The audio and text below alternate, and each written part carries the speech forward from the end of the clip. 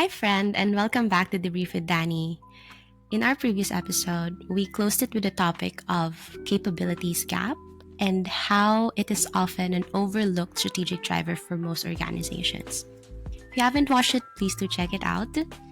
However, tonight, I'm taking you into a conversation wherein we will zoom in on one of the biggest forces reshaping that gap, which is artificial intelligence.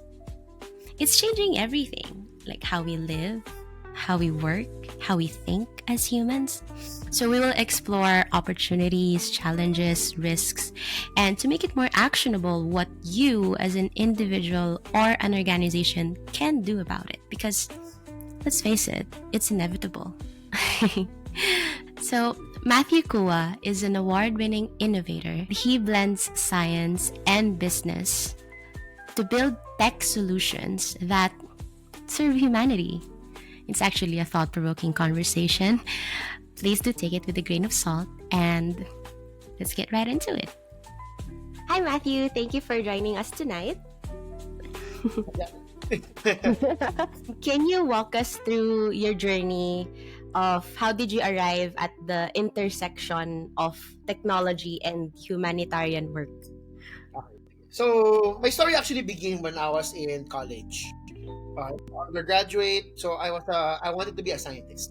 So that's the initial one. So I took. The thing is, my parents also wanted me to take business and finance. So therefore, I had to marry both of them. In order to both please my parents and to please myself. So therefore, my course, which is the BS Management in Applied Chemistry, but ultimately really wanted to be more in depth in terms of science, not necessarily technology, other than the management part itself.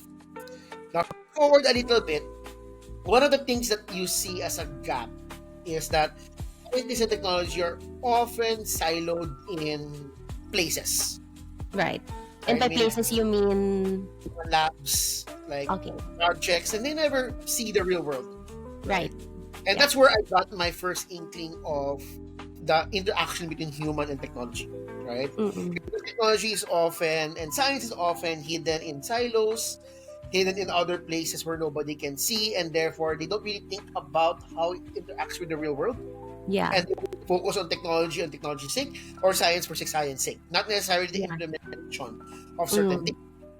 Because of that, I was pretty much dragged into, at that time, called the Ateneo Innovation Center.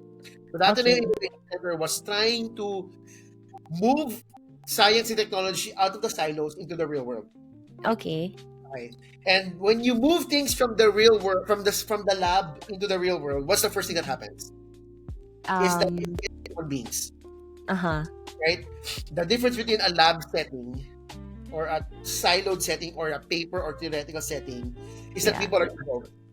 Yeah. And when people are involved, it gets complicated quickly. 10x.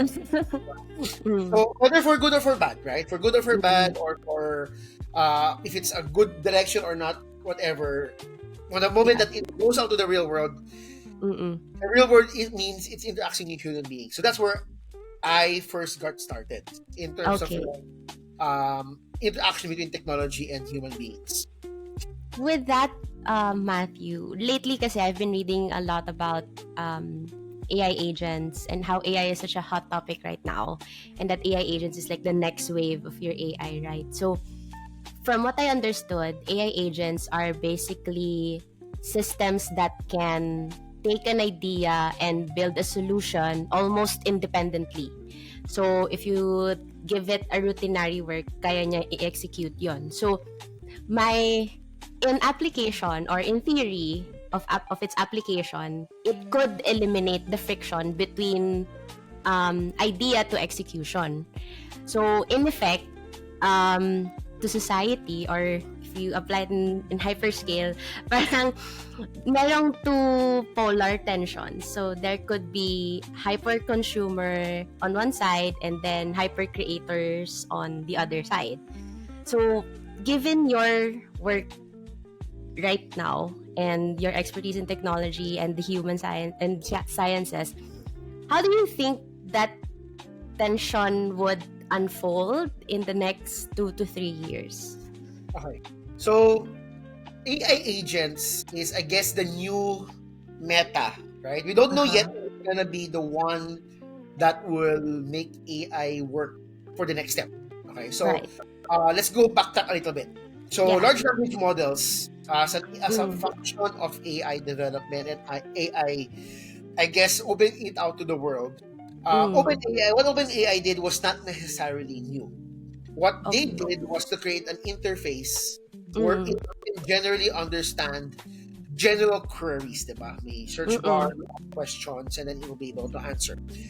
But that is just like a query, right? Yeah. But most of our activities in the real world are not single item things.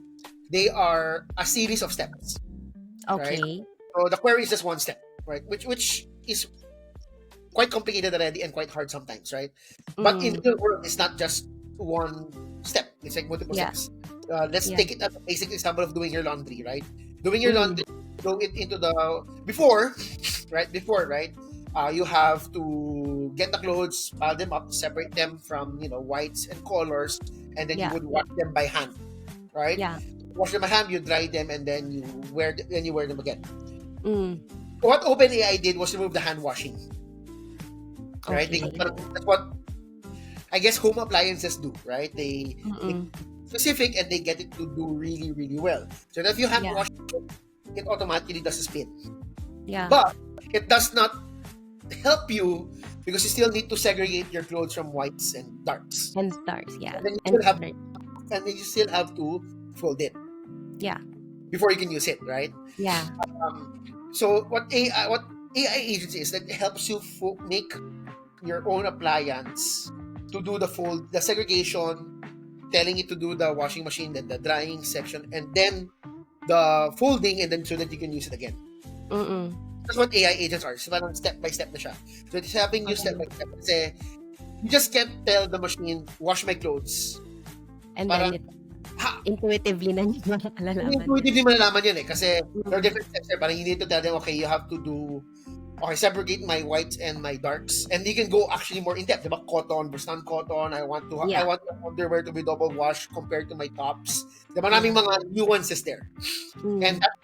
the moment that you put additional nuances, the rules become super long and it becomes super hard for AI. And AI starts to hallucinate kasi AI, with all its capabilities, it's still not yet a distinct human being, right? Or it doesn't Yeah. have a distinct idea, or it's creative, but it's some Yeah. limitation. Let's say limitations na lang. So the Mm. more shorter and more discrete the activity is, the better they are. Mm-mm. The more Okay. vague it is, the more things can go wrong. So Mm-mm. basically, the AI actually. So when you talk about AI agents, right? If you talk about on the back end side, it's multiple Mm-mm. AI different things. Mm. For example, because you can choose it. Each AI Mm. agent it can be a different flavor. One can be Yeah. Gemini, one can be ChatGPT, one can be Bedrock, right? Yeah. One can be running on other things. But Mm-mm. sila. Basically, parang it becomes a step function. And sometimes, what's happening now in AI agent is that they're starting to specialize. So that's why you say like if parang step by step function siya. But right now, people are doing it step by step. Parang they do they do a query, they compile, and they do the next query. What AI is just like simplifying those things. Right. Interesting kasi during the pandemic, nag-boom yung wave of your freelancers and solopreneurs. And now having these AI agents, parang mas they can leverage on it more, no? And now naman that I'm thinking about it, so if I could, let's say I have business plans, right? And then I have multiples of it. Let's say it's a big company. And then I could just simply ask an AI agent to capture the info in the business plan and then integrate it. And then for it to have an umbrella business plan, essentially. Yes. Parang integrator Or- siya na insights. Or you have a big business plan and you want to sub present it to different departments. So, right. So for example, you have a master business plan. You say, I want to present this to marketing people. So therefore, some things I Yeah. need to dumb down. Some things I don't want to dumb down. right? So I need to Right. expand on, let's say, my customer persona, right? Yeah. So AI agents will be perfect for that, right? And then going back to your question about productive on freelancers, Yeah. hyper creatives, this will be the difference of a super productive person and a super not that productive person. How so? Because explaining things to a person will not be as fast as the AI agent doing it. So if you know how to wrangle an AI agent, meaning you know how to put all these components together, Right. it will be way faster for you to generate the output that you need as a freelancer, an output that you need as a hyper creative compared to a traditional corporate team. So ang labanan dito now will be mostly on productivity, right? Yeah. If you are 100 times more productive than your competitor or than your client internally, you might as well just talk to you. Now, here's where the human interaction comes in. The thing is, what AI can do, and most probably will not be able to do, is understand human relationships, human context, and human situations. So let me give an example. Diba, I work in the humanitarian world. Let's say I'm gonna be working on an AI agent. I need to make an AI. So I need to make an AI agent. Let's say it's basic chatbot, right? In order to make sure that all staff of UN personnel are safe in a certain geographic region that is unsafe. Let's say Somalia, right? I understand the organization of the UN. I understand their culture. There are unions. There are politics involved. There are geopolitics involved between different countries, the different peacekeepers, etc. I also understand the time context based on, let's say, if you're European, most probably you'll take a break during the May, or you have one break, but as Chinese or a Taiwanese person will not take any breaks. Right? I do feel like some people will overtime more than other people will overtime, and there are like new rules that I would know. That if I am a person who can able to distill it into an AI agent, what I can do, you cannot do, or nobody else can do. Right? Because you, Danny, do not have my lifetime experience of working in the field. Yeah. Right? Or let's say that I saw an incident like, let's say just basic heat, diba? Everybody knows that when it's hot, people become less productive. Correct? Because they'll be irritated. But if you are a person who have experienced the field, you know it's more important than a person who never done field work. So therefore, if ever you're the UN manager or the procurement officer, or you want to work with a partner, do you partner with somebody who has context or the partner who doesn't have any context? Before, it was who's cheaper. Kasi you can spend time to tell what you're doing. Now, iba na yung game. It's now about context. It's now about the person who's actually leading the team, and they're becoming more important. I think, Adiba, you came from the creative world. No, I'm from the finance world, but I'm just a creative person. If you're familiar with the creative world, especially in marketing, creative directors are super powerful. Why? I could see that. Kasi the taste and context. Yeah. So, sige, finish your thought. Basically, what will happen in the world is that this thing that happens in the marketing world of taste and context, these creative directors who are super powerful, are now, that same thing will now go into finance, will now go into other things, where the person who has the taste, the context, the I guess malikot brain in order to solve the problem within the context of that organization, and the storytelling. Yes, the storytelling. Yes, yeah. Very interesting. Kasi okay, we touch a lot of topics. Ibalik ko lang siya sa, in our last episode kasi my guest and I talked about culture and capabilities gap. And right now, with this episode, parang how does AI now play into that role or layer into that capabilities gap? Especially here, if we put it in our country's context, wherein the digital divide is wide, parang having this AI agent wave on top of it, sometimes I'm wondering if will it help on the equality side of things, or will it further widen the gap? Complicated question, but complicated question. But in general, I guess in aggregate, right? In aggregate, the problem with the AI revolution and the AI step that we're doing now is that the cost or the barrier to entry has gone higher. Right? When I say cost and barrier to entry, I mean literally the physical devices. Let's say before you need to have a computer. Yeah. You need to have internet. Yeah.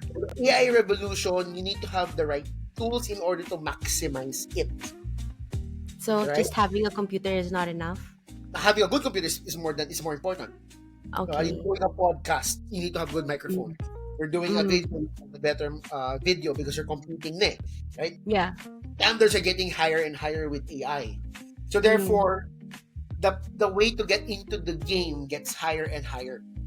Yeah. So that's one. That's a problem.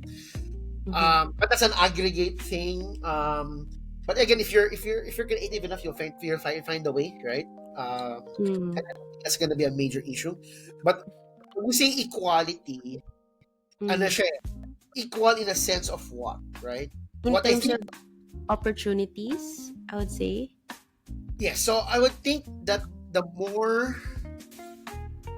shall we say, hardworking you are, the faster you're able to become richer.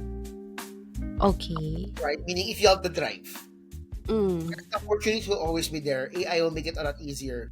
You can now compete internationally with relatively lower barriers to entry compared to before.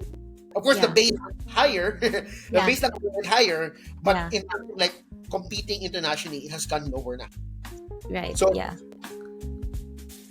that's gonna be like a major thing now. So, am I worried? Yes. As a, let's say, policy person on the NGO level, I'm worried sure that everybody can meet the base. Yeah, exactly. But after the base, it's not my problem. But I think that's gonna be a bigger problem as well. If you're not driven, somebody else from Kazakhstan will get your job. Somebody else from Kenya will get your job. Yeah. Right? Because medyo mas globalized na yung world eh. So, in terms of culture, the big culture gap, I think Filipinos are much more hungrier than other people. But there's always somebody below us that wants to get the pie that we're also biting towards. Right. Before, we had good English and then the cultural mindset because we're very westernized compared to other countries. So we understand the context. Yeah. But is it enough now? Kasi because we can catch up to our base as well. Correct. It's a complicated question. If it's I'm worried about people having the baseline. Yeah, kasi that's something I can do. I can work on, right? I can provide more Starlinks. I can provide more basic training. But if you're not driven, I can't do anything about that. So it would still boil down to your personal motivation. Yes. Despite having all of these things. Kasi it's and the personal motivation is problematic, right? Kasi before you're competing just in the Philippines. Now people from around the world compete for your job as well in the Philippines. Yeah, so, exactly. Parang mahirap. Parang meron ka na ngang, okay, putting into context, like, if you're let's say you're a fresh graduate right now, and then papasok ka pa lang sa workforce, and then you don't even have yet the basic work skills for you to survive what's out there, and then you have this pa on top of it. Parang it's quite a heavy lift from let's give an example of I'm hiring right now for our NGO. Okay, Yeah. I'm targeting younger people because how we operate, I need to get younger people. Yeah. So what I can see right now, at least in Mm-hmm. the Philippines muna before I Yeah. go international, Yeah. is right now what we're having are graduates from the pandemic, Mm-mm. meaning the formative parts of their years of study were in the pandemic. Yeah. 2 years ago, those were like yung dulo ng high school nila, right, of grade 12, that at the pandemic, and they're kind of okay, Yeah. right? The others naman that will graduate 3 years from now made weird Yeah. for this batch, their formative years were actually during the pandemic. Now, what I can see, there's a big skill gap between in this batch of graduating students. There are people who said and say and done na during the pandemic they did Harvard, they did MIT, they did online courses. Mga online courses, yeah. They really maximized the pandemic, right? And there are some who did nothing. They thought it's a really long summer vacation. So, ang laki ng difference gap. Yeah. So, knowledge then also palang. Knowledge-wise, but more of like, what did you do during the pandemic? Right? Okay. Really work hard. And it shows. There are some who did not work hard and therefore it did not show. Now, so that may malaking gap tayo. The problem is that most of the work today is very internationalized. Right? Meaning, the work that I need to be done right now, especially for most organizations, even traditional ones, can be done not just by a Filipino in the Philippines, but I can get anybody in the world. So, may gap tayo na ganyan. So, let's say in Japan. Ganon. So, or ganyan pa rin sa Japan. The Japanese would be most probably like that. So, there are candidates in the Philippines who are way better than a Japanese fresh graduate. But their base is way higher compared to our base here in the Philippines. Yeah. At the same time, for, let's say, Kenyan, di ba, ganyan na rin. Okay. So, mas mababang base nila. But the problem is that, what happens if you're at the bottom? Suddenly, your competition gets way larger. Yeah. So, I can hire a Filipino, a Kazakhstan, a Guatemalan, or a Japanese. Yeah. So, it's more skill level na, right? Or at least raw skill, or raw costs rather than traditional. Because the job is available today, can be done anywhere in the world. Yeah. So competition got really bigger. But if you are a really driven person, it's the best time to live. Correct. And very, very hungry person. Yes. For it. But, grabe, I'm just... Is it our job, even like policy or NGOs? Yeah. Parang hindi eh. Yan nga eh. Since that's why it's a complicated question and answer. Yeah, and I'm actually, this afternoon, I was watching a new episode of The Diary of the CEO, and they also debated about AI agents. And then, it was a 2-hour episode, and then they talked about yung mga implications, ganyan. They're in the UK, ha? And then, even them, na first world country, they talked about what is the role of the Department of Education in all of this. Yeah. Kasi sobrang it's weird thought there. Kasi what happened? So it's now starting to bite us. So if you understand the Department of Education and the current education today, because we're out of the Industrial Revolution. Yeah. And Industrial Revolution was more or less a drive for standardization and a process.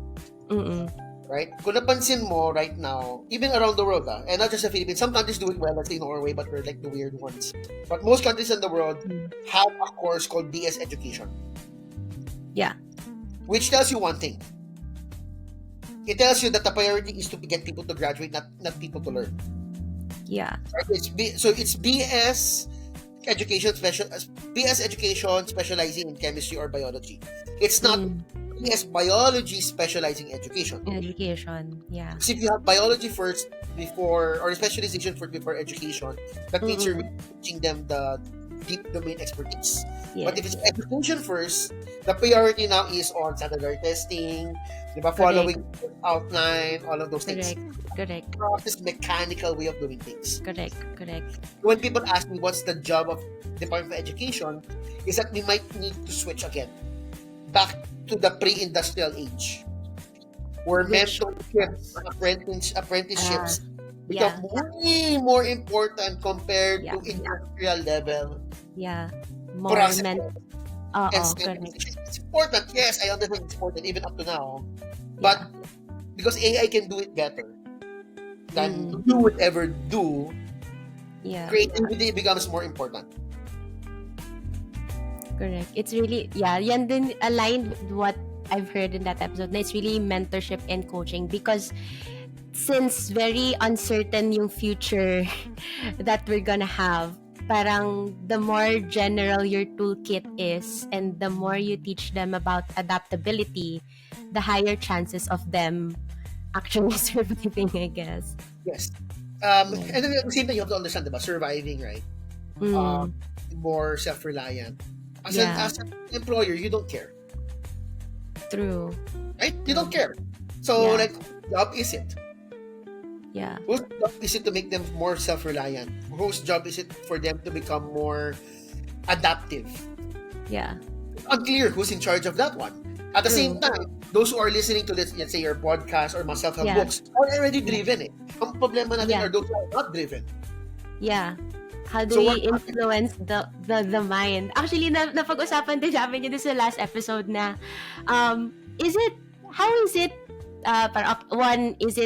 possible to influence the mindset of a person? And then another is, how long does that process actually take? Because yung context na binigay ko to my guest was, diba nag-research kami about Gen Zs and the youth today and how their current perception of reality is really, really parang on the lonely, anxiety-filled one.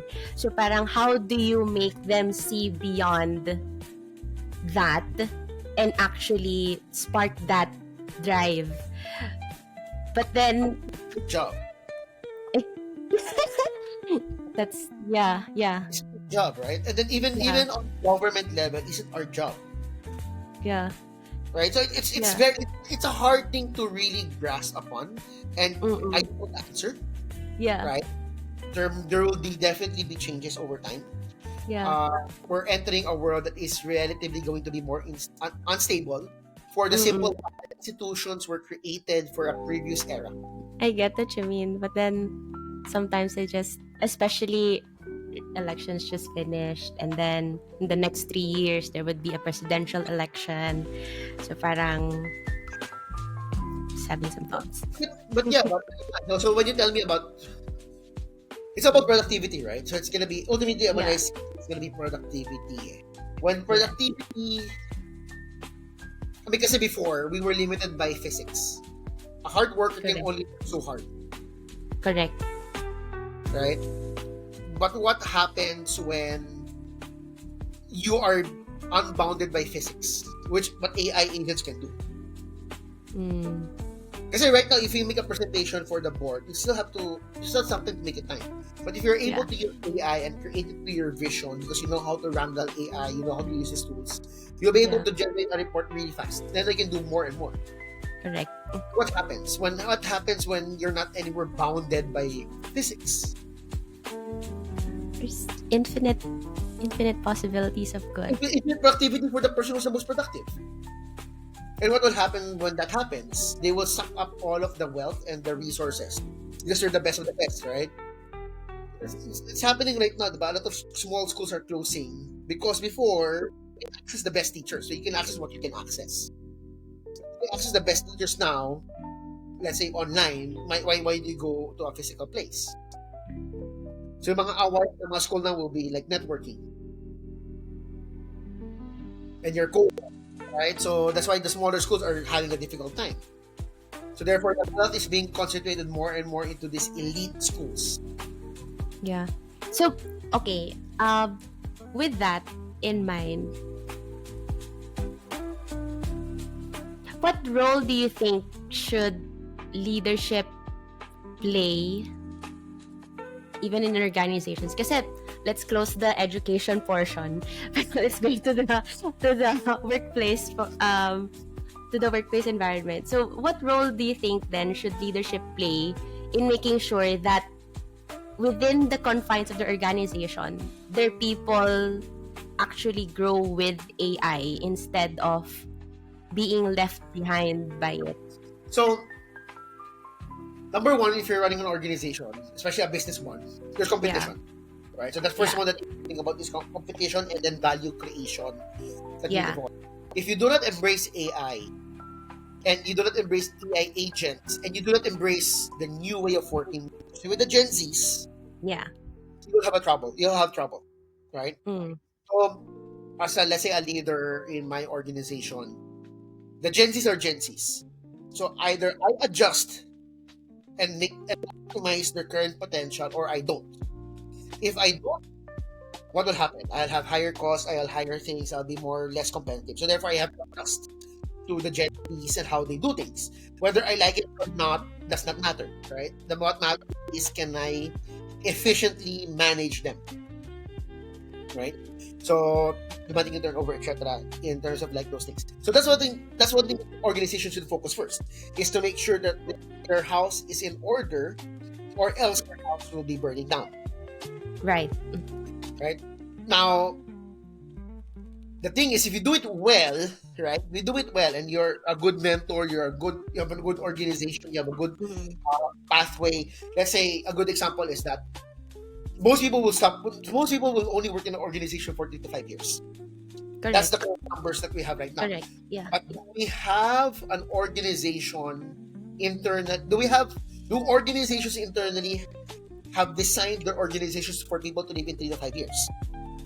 No. Not necessarily, yeah. Right? So what if you have built your organization where people will only stay 3 to 5 years? But it's designed for people to use you as a position to jump out of the organization. So the outcome is only gonna be two. Either they leave frustrated, or they leave happy. Yeah. The more people live happier, the more they generate wealth, right? Because they can be your future clients, they can be your future partners. And put on the love is gonna be still very important, because we're human beings, right? Yeah. So they will come back and maybe want to collaborate and work with you. And if they get successful, they will also bring you up, because they had a relatively positive experience with your organization. But if it's negative, they can go to a competitor and destroy you. Or negative, the opportunities will not be available themselves. Yeah. So, if more organizations embrace the new way of working, the Gen Zs, the AI, productivity itself, and they design their organization to work that well, overall, I think everything will become much more positive. Still be wealth generation rather than wealth destruction. But if you have more organizations that are negative, where people leave the company with a bad taste, people leave the company that is like unhappy, there's a personal tragedy regarding that one. They can be depressed, etc. So they won't be full human beings as they would be. At the same time, most probably they will not open new doors for your organization, or for you as a manager personally, right? Because your employee today can be your boss tomorrow, or employee today your recommendation tomorrow, right? Yeah. So if you do not create those positive interactions, and you do not adjust the systemic systems in your organizations to create those positive outcomes, magiging negative, right? And then that's bad for your organization and bad for you personally. But if you are positive, it's going to be good for your organization and good for you personally. The thing is, it's a lot of work. It's going to take a lot of work. And do people actually see that the work needs to be done? Right. Then super clear to me right now how your HR policies are supposed to be updated to the current ones. Kasi, backtrack a little bit. Coming back from the podcast that I listened to this afternoon, parang they said also na, you mentioned it's 3 to 5 years, right? An employee will stay in an organization 3 to 5 years. But then, in that episode, they said na a career can actually just span for a year or two, given how the exponential rate of change we're having right now. So parang all the more reason for, I think it's really a big call for HR to step up in these times, as well as when I look at business plans right now, your employee experience. I haven't seen a really well employee experience in my career so far. Well, one thing, maybe because konti pa lang din naman yung years of experience ko, wala pa akong a decade, but that's gonna be really critical, I would say, if you were to plan for that future of work. Very interesting. For me, HR is dead. HR HR is dead.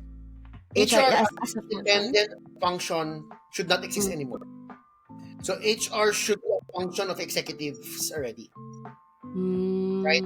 HR admin is a totally different thing. HR admin will be payroll, benefits, etc. So, like for me, I will not anymore hire an HR person. There will be no HRO anymore. I have that's something I've learned as well. Even from my previous companies, a lot of the things that if I look back and I see like, where did I fail? It was HR. The moment I hired HR, that's when things start falling apart. So, moving forward, I think HR will disappear. Or good organizations will not have I guess independent HR function. Right? And the HR function will be a function of all executives or all department heads. How about L&D? Your learning and learning and development. Iba yun. But that's not HR anymore. It's people and culture, learning and development, human development. Right? Like your org dev side. Yeah, dev side. But I'm talking about HR, let's say hiring, onboarding, ensuring these things. Or kasi, HR is seen as sometimes an evil, right? But it's a way for you to reduce your risk. They ask you to pass NDA, sign promote or depromote. They make the HR or the human side of working in a company outside of the work that you actually do. Let's put it that way. Okay. Right? If you are, let's say, a designer, your human beingness, your salary, your benefits, etc., is actually defined not by your function, but by somebody else specifically. Right. You do not understand your context. True. And that's where things fall apart. Right? So the best HR person is your manager, actually, or the executive function handling it. So I think what will happen is we can now be the biggest complaint before was that this technical people, let's say the CFO or the finance manager, I don't have time. True. Because I do my actual function. Yeah. But with AI, you're now productive enough that those functions are not less. So do I do more technical work, or do I build that thing that AI has removed with HR work? Or mentorship, or coaching, coaching, handling your team, etc. Yeah. And the thing is, I think that will be a better investment of executive time. Yeah. Rather than becoming more functional. That's a fair point. Because, diba, may Gen Z na tayo, but Gen Z doesn't want mentorship. If executive use AI and then they do more technical work and they give up on their team, what will happen is that their team will leave anyway. True. Because the younger team will not be able to see that they're being taken care of, not being mentored, so therefore they will leave. So therefore the technical work of that executive will go higher kasi walang turnover. Correct. Correct. Again, so it becomes like a self-feeding one. And then the thing is, an organization that has an executive who are HR practitioners as well, meaning they understand, they are good managers, they understand these things, they are very hands-on with their people, they will have a more functional team who's going to be more productive.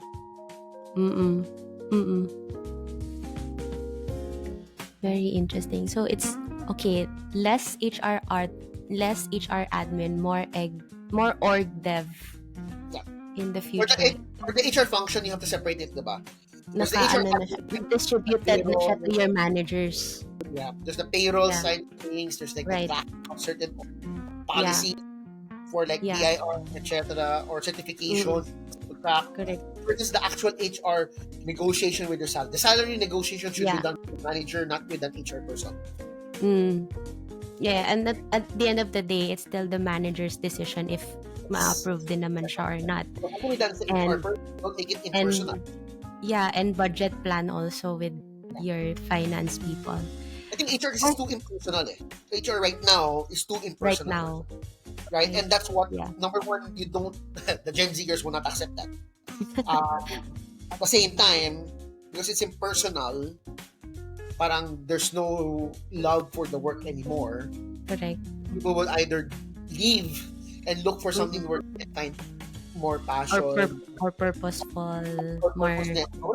Walang purpose kasi walang link with your work Yeah. Right? But an organization who's able to give you purpose with the work that you're doing, Correct. you'll stay longer and you'll be much more productive there. Yeah. So you have two organizations. One is purposeful, one is not purposeful. Mm-mm. The purposeful one will whip the purpose one. Yeah. So Interesting. that's why whenever you ask me like parang about AI, about productivity, etc., fix your house first. Fix your house first. Because if you don't fix your house, competition will wipe you out. And the thing is, before it's not easy. Before, and then now it's easier to compete with you. Before matagal pa parang kunyari if may ni-roll out ka na quote-unquote best practice this year, matagal pa before companies could catch up with you. But then now, parang if one company does one thing, ang bilis na lang niya mag-execute ng ano. Yeah, so now parang it's gonna be wiped out by a competitor. Correct. So, And the bar to enter your market has gone lower because of AI. Yeah, exactly. So, okay, since we're talking about leaders na, executives, ganyan, have you seen decisions that went wrong when leaders forgot to center their AI projects into people? And do you have any lessons or safeguards? I think the biggest failure that I have seen is that people left. Because died. Because if it's AI versus human, right? If it's AI versus human, the AI needs to learn what the human is doing. Yeah. So therefore, the person who will be basically you're training your AI to do things. So why are you going to say you're Steve? That's true. So parang why? They just left. Yeah. Right. I get. And the thing is, those who left are the most productive people in your organization because they most probably have the more opportunities. The ones who were left were the ones who were not effective, and therefore, AI, when they copy them, will not be effective anyway. True. So what happened was that nag-chug down na lang yung the project just like it failed, but more of like out of steam. Parang if this is your building, this is your high-performing ones, they left, and then bumaba yung base mo, and then na-replace siya ng AI, and then... Yeah. but AI, parang anong point ng AI? Parang halos pareho lang yung speed, right? Correct. So parang it did not fail per se, more like puttered out. From what I saw, from what I'm seeing, more like it puttered out rather than fail. Because like the employees wouldn't put in the effort, they wouldn't put in the time because they know they're going to be replaced. So they just left or they won't be as active. The KPIs were all over the place, right? They would put an AI KPI but also keep the previous KPI, so they will always not work it out. The executive will become more frustrated. The AI is not working because the KPIs were out of whack. So ano nangyari? Wala. It didn't fail per se in a catastrophic way. It just parted out. Yeah. I think what you'll see soon are organizations who were built from the ground up to be AI first. Nalala mo before diba yung mga apps na mobile first? Yeah. Ngayon it's gonna be AI first. And then if you build an organization from the ground up that is AI first, suddenly you don't have the overhead. True. Right? Suddenly you don't have the overhead. Which eats up a lot of your cash flow in the beginning because yun lang naman yung ano. And when you scale with have an AI first infrastructure, right? Your growth will be less administrative and more specialist. Meaning people who are the people you hire will be more value add. True. Kasi very targeted na yung i-hire mo eh. Yes. No, there will be more productive automatically. Kasi let's say, when you scale up in the Philippines, if you have experienced it, you have to hire a lawyer, you have to hire an in-house accountant, you need to hire more HR, you need to hire HR admin, you need to have more admin people. You have an engineer, then you hire junior engineers but who are not really engineers. They're just there to parang baby the senior developer, right? Support the senior support parang document mo yan. But they're just doing the BC work, they're not really learning. So therefore, they're not really contributing. They're just helping their boss or the senior developer be more productive. But with AI, if the developers or even the admin functions are AI first, suddenly your organization bulk gets super tight. So you can do way more with way less people. So in essence, mas compact yung organization and mas mabilis kang makaka-move. Yes, and then the fact that the more compact the organization, the faster decisions can be made, the faster things can be done. So therefore, it becomes a self-fulfilling prophecy. Right. I could go on and on. I could go all night with this conversation with you, Matthew. But worrying about the time, okay, siguro last question. If you were to advise, since we're talking about organizations starting up their AI journey, if you were to advise an organization just starting out their AI journey, what's one small thing but impactful action na they can make today to ensure na their AI projects will be effective? Very clear outcome. I think that's going to be very important right now, is that try to visualize what you really want to happen and try to become very method driven and do not be fake. I think that's the thing that you need to be very careful, especially if you're a leader, is we're very used to becoming vague. Right? Very vague. We talk about, we want to delight our customers. What that specifically mean, right? You have to be more specific with your KPIs and your metrics, and sometimes there's a lot of work to be done, and the senior leaders or leaders needs to really dig into the numbers or dig into details or become more visionary, right? For example, they can envision it and say, parang I want my customers to be onboarded in less than an hour. That's right? specific. If a B2B product, right? If a B2B product, I want the customers, when you be delight, when you say delight, I want my customers to be able to use my tool and become productive within a day. Right. But what can I do in AI to make it easier? Or, example is, how can I make my field operators be able to submit all of their information that they need to inform? Let's say your installer. How can I do it in such a way that they don't even have to do it? Right? Okay. Or how can I prevent my salespeople from sitting down in front of the computer once a week? Yeah. Sobrang napapasmile ako because with the organizations and the businesses that I have worked with, it's mostly broad brushstrokes. Yeah, the too big. As direction, yeah. And with AI kasi, because it's a tool, it's a washing machine. Yeah. Right? It's like a washing machine. You need to give it specifications. You need to say 60 minutes of wash. Right? You can preset. You can do presets, right? You can do presets. It's cotton, ganyan. But right now, wala pa yung mga presets na yun eh. Right? Wala pa yung mga AI na yun. So you have to create and identify those presets. And those presets will be your intellectual property as an organization or as an individual. So IP rin pala. Yeah. Interesting. Thank you so much, Matthew, for joining us tonight. I would love to have you on another episode, but maybe further down the line. And grounding all the big complex ideas into something human.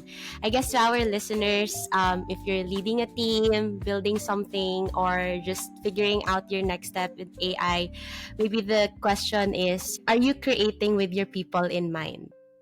So this is the brief with Danny, and thank you for tuning in. Comment down below your insights or takeaways. Share this to a friend, and I will see you on the next one. Bye. Bye. Thank you, Danny.